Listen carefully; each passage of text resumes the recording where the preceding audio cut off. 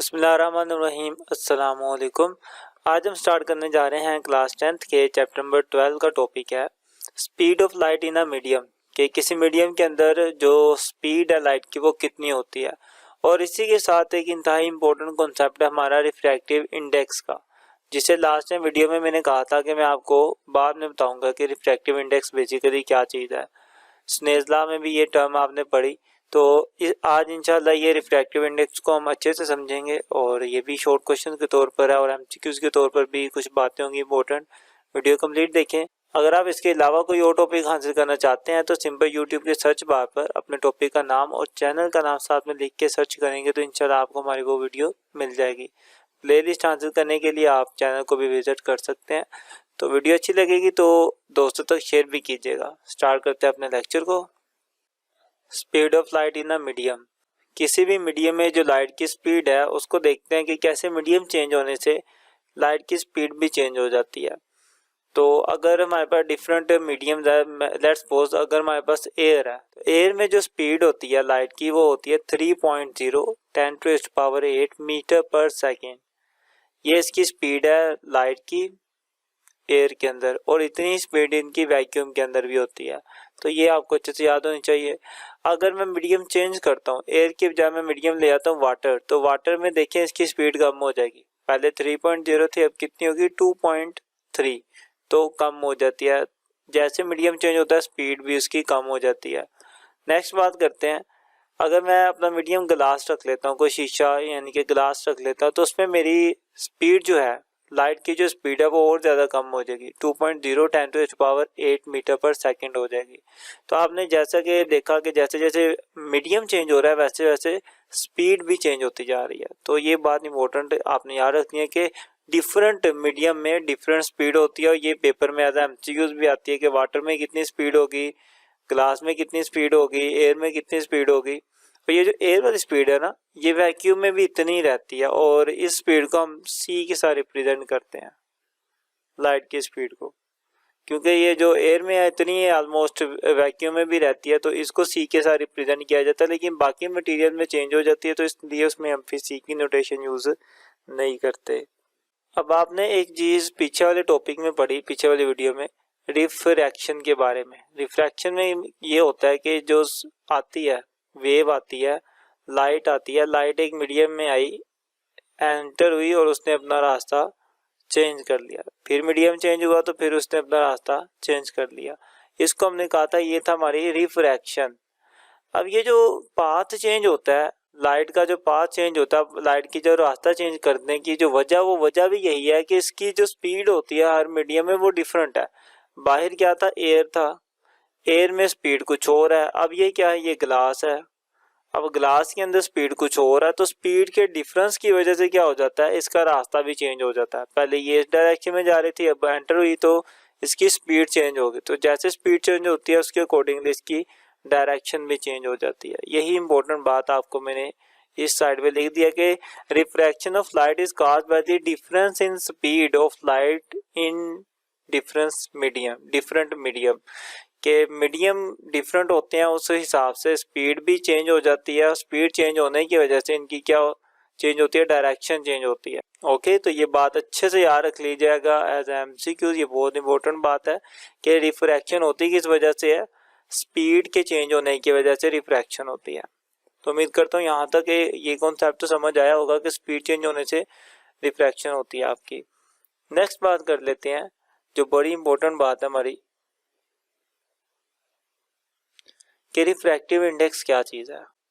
तो refractive index को explain करने के लिए मैं दो मटेरियल्स ले लेता हूँ और उनकी मदद से आपको बताऊंगा कि इसका क्या मतलब है। तो दोनों मीडियम आपके सामने है, एक आइस है और एक डायमंड है, और इन दोनों का रिफ्रैक्टिव इंडेक्स भी लिखा हुआ है। आइस का 1.31 है और डायमंड का 2.42 है।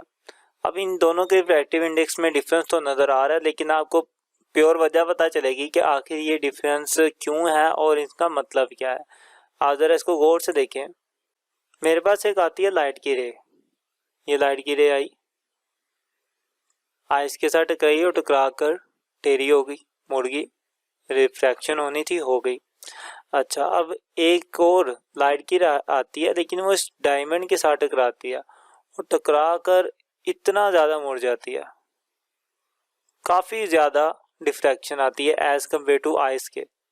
ठीक है, ये जो मुड़ना होता है ना, अपने रास्ते को चेंज करना होता है, इसी को ही बेसिकली हम रिफ्रैक्टिव इंडेक्स कहते हैं। जिसका रिफ्रैक्टिव इंडेक्स जितना ज़्यादा होता है उसमें लाइट उतना ही ज़्यादा मुड़ती है, उतना ही ज़्यादा बेंड होती है, और जिसका रिफ्रैक्टिव इंडेक्स कम होता है उसमें लाइट उतनी ही कम बेंड होती है।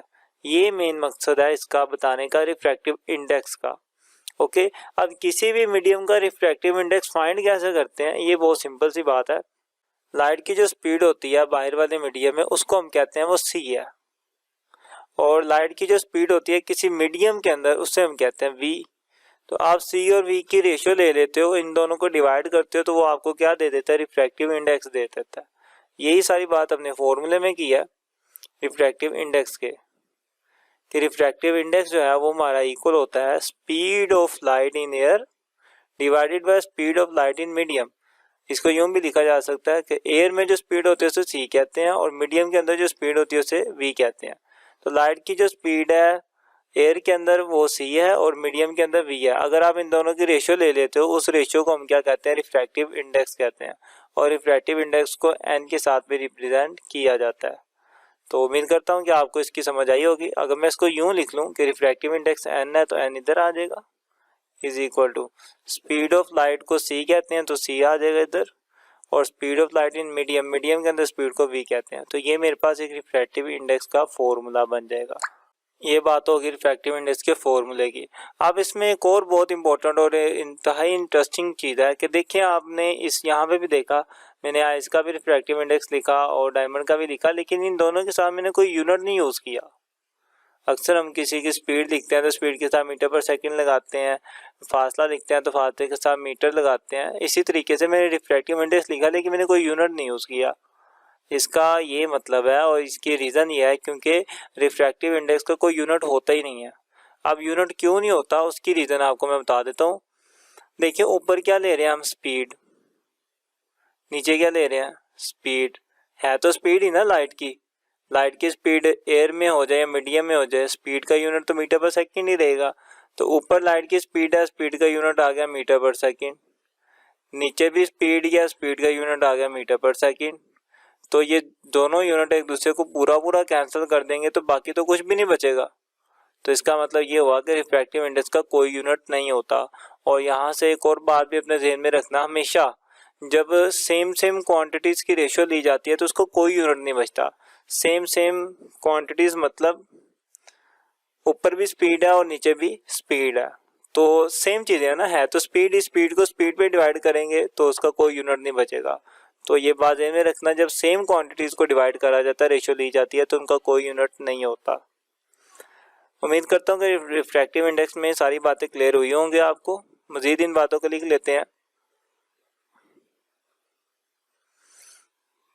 देखिए, whether the bending of light be more for a medium with high refractive index, कि जहाँ पर लाइट की बेंडिंग ज़्यादा होती है उसका रिफ्रैक्टिव इंडेक्स भी क्या होता है, ज़्यादा होता है। ये लाइन बहुत इंपॉर्टेंट है, इसको एज एमसीक्यू याद रखिएगा।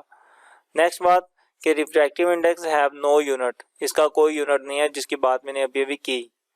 No unit because it is the ratio of same quantities, क्योंकि ये सेम क्वांटिटीज़ की रेशियो है, इसलिए इसका कोई यूनिट नहीं है। तो यहाँ तक रिफ्रैक्टिव इंडेक्स के बारे में जो कुछ भी था वो मैंने आपको बता दिया। तो मैं उम्मीद करता हूँ कि आपको इसमें कोई डाउट नहीं होगा और सब कुछ समझ आ गया होगा। फिर भी अगर आपको कुछ पूछना हो तो आप ज़रूर कमेंट करके पूछें, इंशाल्लाह मैं पूरी कोशिश करता हूँ कि उनकी रिप्लाई करूँ। अगर वीडियो अच्छी लगती है तो इसको दोस्तों तक शेयर भी किया करें। इस चैप्टर की प्लेलिस्ट हासिल करने के लिए आप यहाँ पर क्लिक कर सकते हैं, और पूरी बुक के न्यूमेरिकल्स हासिल करने के लिए आप यहाँ पर क्लिक करें। मिलते हैं इंशाल्लाह नेक्स्ट वीडियो में, तब तक के लिए अल्लाह हाफिज़।